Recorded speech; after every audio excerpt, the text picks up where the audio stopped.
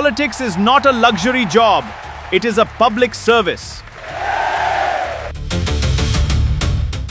ভারতের সামাজিক যোগাযোগ মাধ্যমে হঠাৎ আবির্ভূত হওয়া এক ব্যঙ্গাত্মক রাজনৈতিক প্ল্যাটফর্ম ককরোচ জনতা পার্টি বা সিজেপি, যা এখন শুধু ভারতেই নয় বরং পুরো দক্ষিণ এশিয়ার আলোচনার কেন্দ্রবিন্দুতে পরিণত হয়েছে।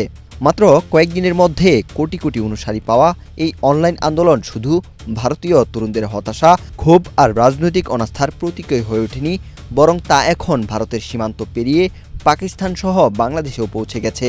কিন্তু প্রশ্ন হলো, কিভাবে জন্ম হলো ককরোচ পার্টির নামে বিচিত্র এই আন্দোলনের? এখন ঘরেই হবে বিয়ে বাড়ির পোলাও, যদি থাকে আকিজ এসেনশিয়াল সুগন্ধি চিনি গুঁড়া চাল। ককরোচ পার্টির সূচনা ভারতের সুপ্রিম কোর্টের একটি বিতর্কিত মন্তব্য থেকে। ভারতের প্রধান বিচারপতি সূর্যকান্ত এক শুনানিতে কিছু বেকার যুবক ও অনলাইন কর্মীকে ককরোচ ও পরজীবী বলে উল্লেখ করেছিলেন।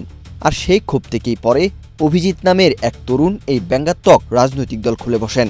তিনি ককরোচ জনতা পার্টি নামে অনলাইন প্ল্যাটফর্ম চালু করেন, যা অল্প সময়ের মধ্যেই ভারতের ক্ষমতাসীন দল বিজেপিকেও ছাড়িয়ে যায়। দলটির বর্তমানে ইনস্টাগ্রামে ফলোয়ারের সংখ্যা 22 মিলিয়নেরও বেশি, অর্থাৎ 2,22 লাখ। জানা যায়, অভিজিৎ নামের এই তরুণ ভারতের পুনেতে সাংবাদিকতায় পড়াশোনা শেষ করে যুক্তরাষ্ট্রের বোস্টন বিশ্ববিদ্যালয় থেকে স্নাতকোত্তর সম্পূর্ণ করেছেন। তিনি দলটির অদ্ভুত নামের পাশাপাশি ব্যতিক্রম সব স্লোগানও আবিষ্কার করেন। স্লোগানগুলো হলো ধর্মনিরপেক্ষ, সমাজতান্ত্রিক, গণতান্ত্রিক, অলসতা।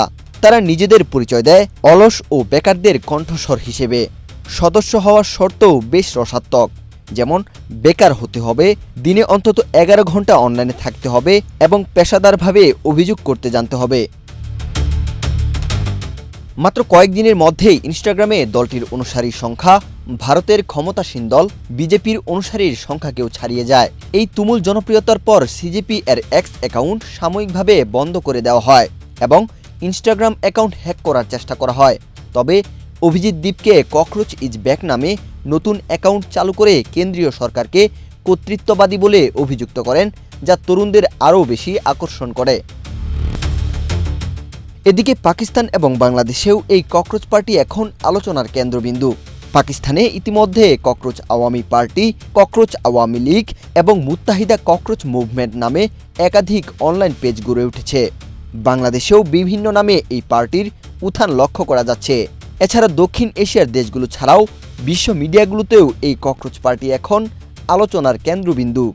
রাজনৈতিক বিশ্লেষকরা বলছেন, এটি নিছক কোনো ইন্টারনেট মিম নয়, বরং দক্ষিণ এশিয়ার তরুণদের বেকারত্ব, রাজনৈতিক বঞ্চনা এবং রাষ্ট্রীয় ক্ষমতার প্রতি তীব্র ক্ষোভের এক নতুন ডিজিটাল ভাষা।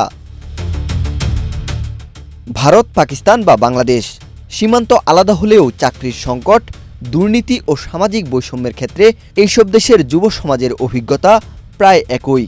সমাজ ও রাষ্ট্রের কাছে অবহেলিত হয়েই নিজেদের ককরোচ পরিচয়ে নতুন এক ডিজিটাল প্রতিবাদের ধারা তৈরি করেছে দেশগুলোর তরুণ সমাজ, যা কাঁপিয়ে দিচ্ছে দক্ষিণ এশিয়ার প্রচলিত রাজনীতির চেনা সমীকরণ। ওয়াহিদ হুসাইন জিহাদ, বাংলাদেশ প্রতিদিন।